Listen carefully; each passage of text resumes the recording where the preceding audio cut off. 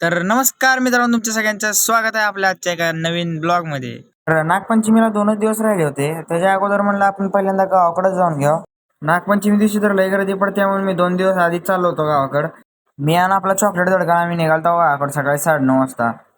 गावाकडे आल्यावर जरा भारी वाटतं. काय ते डोंगर, काय ती झाडी, काय ते बंगला, भारी वाटतं जरा गावाकडे आल्यावर इकडं. पहिला तर का नाही, गावात आल्या आल्या कुठल्या गोष्टीची वाट न बघता आम्ही डायरेक्ट आलो मंदिराकडे आलो. नारळ ती घेतलं, चप्पल वगैरे सोडून आम्ही गेलो दर्शनासाठी. दर्शन ते व्यवस्थित झालं. नंतर इकडे बाहेर बघायला गेलो. ह्या दगडाखाली तर चक्का आम्हाला दिसले साप, पाल, विंचू. नाही नाही दिसले नाही, दरवेळेस असते. पण मी तुम्हाला ह्या वर्षी सांगालोय.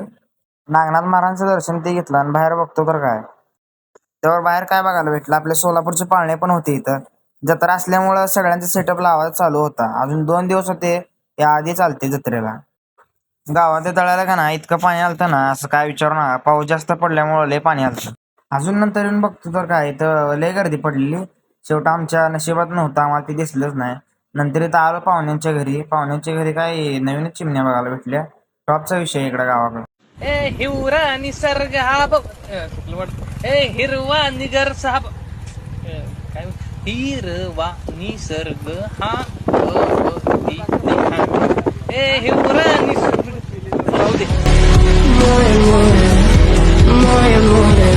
व्हिडिओ टाकायला लयच लेट झाला. इथून पुढे येतील कंटिन्यू.